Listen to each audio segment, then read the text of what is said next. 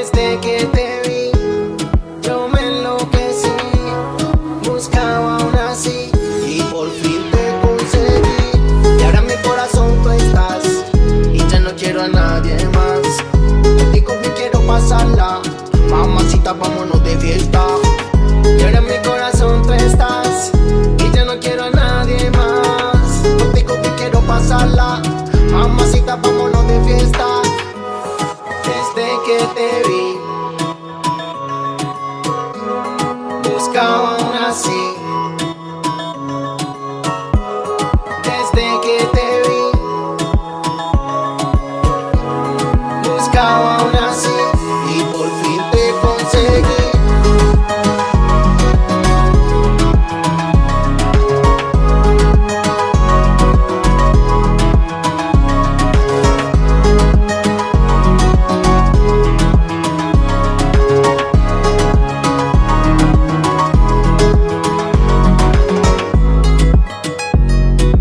Hai teman-teman, what day today? This Friday. Balik lagi sama aku hari ini. Hari ini aku mau mengabarkan kondisi Bali untuk kesekian kalinya karena aku udah pernah buat beberapa video serupa dan aku udah mengabarkan kondisi Bali dari bulan Maret sampai dengan bulan Oktober ini.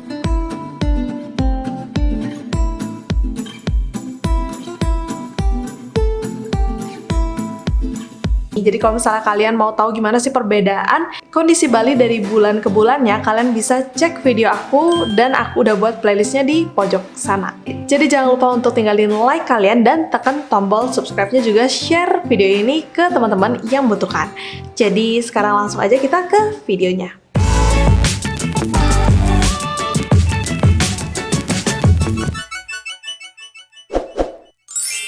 Agak berbeda nih sama video-video sebelumnya. Kalau misalkan aku biasanya bilang bahwa kondisi COVID di Bali itu cukup aman dan terkendali, mulai dari pertengahan September kemarin terasa banget perbedaan situasi COVID-19 di Bali. Karena memang adanya penambahan jumlah pasien COVID secara signifikan.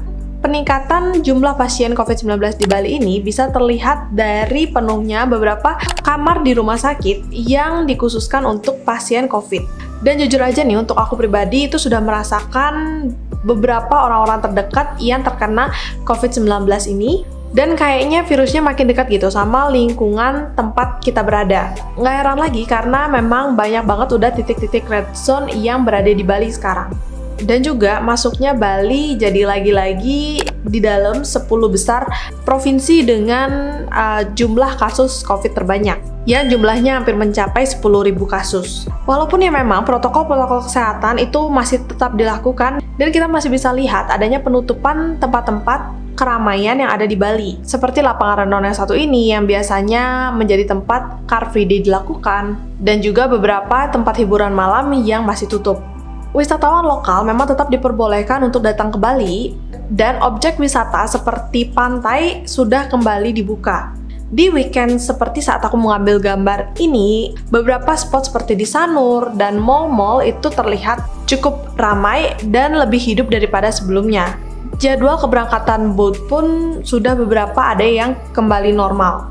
Tapi tetap aja kedatangan wisatawan lokal ini jumlahnya nggak terlalu signifikan untuk mengembalikan kondisi pariwisata Bali jadi seperti kondisi Bali sebelumnya. Jangankan normal, beberapa tempat bahkan belum terasa adanya perbaikan. Kesulitan ekonomi pun itu makin kenceng terdengar ceritanya di sana-sini, terutama dari pelaku-pelaku bisnis hospitality. Pergerakan ekonomi yang terlihat umumnya adalah di pusat kota Denpasar, kayak gini, di mall-mall di Kuta, dan beberapa tempat di Canggu. Sisanya itu masih merangkak lemah. Mungkin kalian udah bosen ya aku liatin kondisi Bali yang sepi dari bulan ke bulan kayak gini. Jadi video aku kali ini aku juga bakal ngambil footage dari hotel-hotel yang udah lama nggak beroperasi ataupun yang sekitar 6 bulan udah nggak mendapatkan tamu. Jadi kalian bisa lihat ini dia kurang lebih kondisi hotelnya di luar dan di dalam hotelnya. Sebagian besar hotel bahkan yang masih beroperasi pun akan terlihat seperti ini.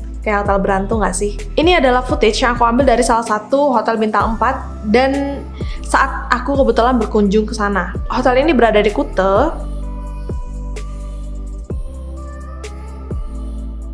Dan aku yakin ada banyak hotel yang kondisinya 11-12 kayak gini. Hotel memang nggak ada pilihan lagi selain menghemat daya dengan mematikan sebagian besar lampunya seperti ini.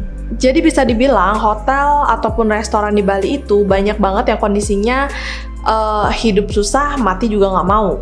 Beberapa masih ada yang memperkerjakan pegawai-pegawainya seperti pegawai engineering, pegawai housekeeping, dan security. Ada yang kerja setengah bulan, ada yang kerja bahkan seminggu doang. Dan pegawai-pegawai masih kerja ini pun itu merangkap dan mengambil pekerjaan yang biasanya dilakukan oleh banyak pegawai sebelumnya. Bahkan seperti pegawai engineering, selain ngecek elektronik, mereka juga diharuskan untuk bersih-bersih di hotel. Kalau ada tamu ya jadi FO juga. Ya mau gimana lagi. Dan pelaku usaha lainnya ada yang memilih menutup restoran ataupun hotelnya aja sampai keadaan benar-benar membaik kembali. Tapi ini pun juga bukannya tanpa resiko teman-teman, karena dengan ditutupnya hotel dan tidak dilakukannya bersih-bersih ataupun pengecekan elektronik, pastinya ketika keadaan sudah mulai membaik dan hotel-hotel ataupun restoran ini bisa beroperasi kembali, mereka harus melakukan perbaikan dan itu pun akan memakan biaya yang lumayan besar. Kapan pembukaan Bali ini sendiri pun itu belum ada yang bisa mengkonfirmasi atau memastikan kembali, karena kondisinya masih seperti ini sekarang. Buat kalian yang mungkin kebetulan udah beli tiket untuk berwisata ke Bali di penghujung tahun, jangan takut, kalian masih bisa pergi ke Bali dan tetap ada beberapa berkas yang kalian mesti isi ketika kalian berwisata ke Bali ini.